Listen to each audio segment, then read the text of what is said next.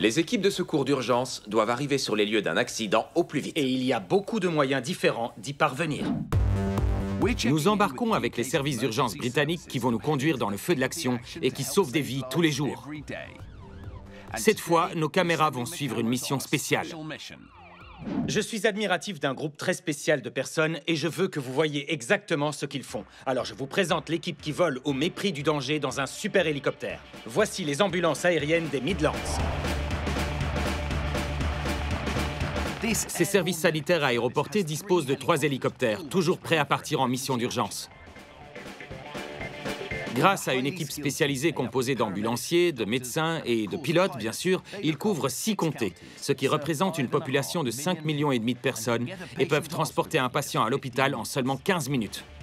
Prêts à réagir à chaque instant, ils décollent au moindre appel. Au cœur de ce dispositif aujourd'hui, le docteur John Bingham et l'ambulancière Steph Cormack. Quand le téléphone sonne, ils doivent être prêts en quelques secondes. Il est 5 heures et la sonnerie vient de retentir. L'équipe note les renseignements sur un papier spécial fiché sur leurs pantalons pour gagner du temps et garder les mains libres. L'hélicoptère a du kérosène et est prêt à décoller en très peu de temps. Les hélicoptères ont une place réduite à bord. Je reste à la base alors que l'équipe se rend sur les lieux d'une voiture en feu.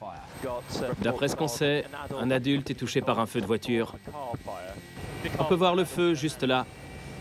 C'était un très grand feu qui dégageait beaucoup de fumée. Quand vous atterrissez et que vous voyez une voiture en feu, à quoi vous pensez? On pense avant tout à la sécurité.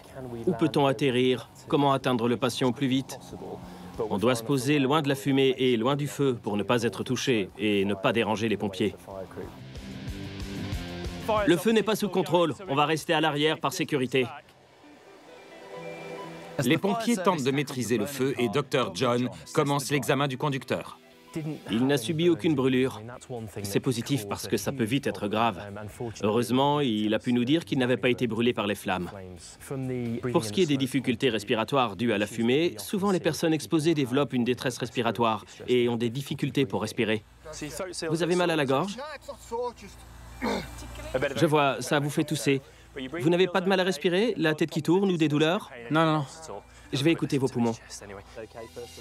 En plus de pouvoir arriver sur les lieux d'un accident rapidement, l'équipe aéroportée présente un autre avantage, celui d'avoir un médecin à bord, qui peut faire un diagnostic sur place et même soigner les patients.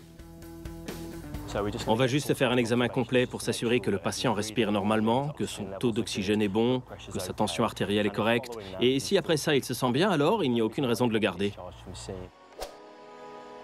C'était un incendie important et dangereux, mais il est désormais maîtrisé. Et finalement, la voiture a pu être sauvée? Ce n'est plus qu'une carcasse. Les pneus ont fondu, collés au sol. Il ne reste plus rien à l'intérieur. Même le moteur ne ressemble plus à un moteur, juste des câbles qui pendent. Il a eu de la chance.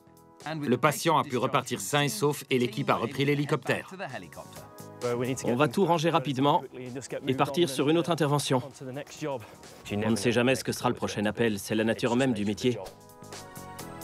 Grâce à des hélicoptères rapides et une équipe au top à bord, l'ambulance aéroportée est un complément inestimable au service de secours. J'avoue que je serais rassuré s'il devait venir à mon secours un jour.